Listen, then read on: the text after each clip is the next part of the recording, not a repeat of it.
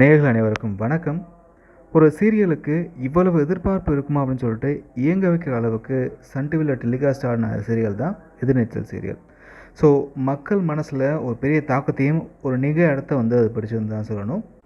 அதனால் ரசிகர்களுடைய ஆதங்கத்தை தீர்த்து வைக்கிற விதமாக சன் டிவியில் எடுத்த அஸ்திவாரம் தான் எதிர்நீச்சல் சீசன் 2.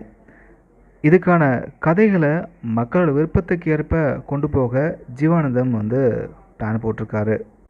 அதே மாதிரி முதல் பாகத்தில் இருந்த நடிகைகளை வச்சு வரக்கூடிய எதிர்நீச்சல் சீரியலில் ஒரு சின்ன மாற்றம் என்ன அப்படின்னா, ஜனனி கேரக்டரில் நடித்த மதுமிதாவுக்கு பதிலாக ஆங்கர் பார்வதி இதில் கமிட் ஆகியிருக்காங்க.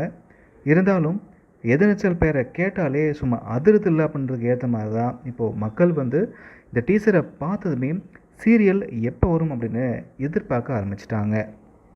அந்த வகையில் டிசம்பர் 30 இரவு 9 மணிக்கு டெலிகாஸ்ட் ஆக இருக்குது எதிர்நீச்சல் சீசன் 2.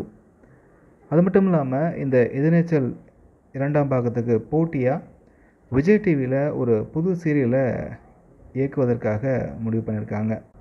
அது மட்டும் இல்லாமல் எதிர்நீச்சல் சீசன் 1ல் ஜனனி கேரக்டர் நடித்த மதுமிதாவை இங்கே கொண்டு வர விதமாக ஐயனார் துணை அப்படின்ற நாடகத்தின் மூலமாக கொண்டு வர போகிறாங்களாம்.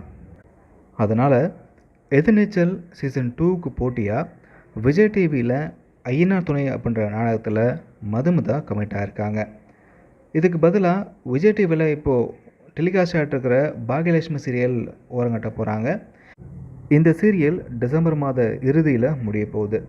ஸோ அந்த வகையில் பாக்யலட்சுமி சீரியலுக்கு பதிலாக மதுமிதா நடிப்பில் ஐயனார் துணை அப்படின்ற சீரியல் டெலிகாஸ்ட் ஆகியிருக்கு. ஸோ என்ன தான் பல சேனல்களில் புதுசாக நாடகத்தை கொண்டு வந்தாலும் சன் டிவியில் ஓடக்கூடிய சீரியலுக்கு அது ஈடாகாது. முக்கியமாக எதிர்நீச்சல் சீரியல் தான் மக்களோட ஒரு ஃபேவரட் சீரியல் தான் சொல்லணும். அதுக்கேற்ற மாதிரி தான் அது ஒரு இடத்தையும் பிடிச்சிருந்துச்சு. அந்த வகையில் ஜீவானந்தமாகட்டும், கதிராகட்டும், ஞானமாகட்டும், ஆதி குணசேகரன் ஆகட்டும், இவங்க செய்யக்கூடிய விஷயங்கள் மறக்கவே முடியாது. மறுபடியும் அந்த அழகான தருணத்தை பார்க்குறதுக்கு மக்கள் ஆவலாக காத்துட்ருக்காங்க.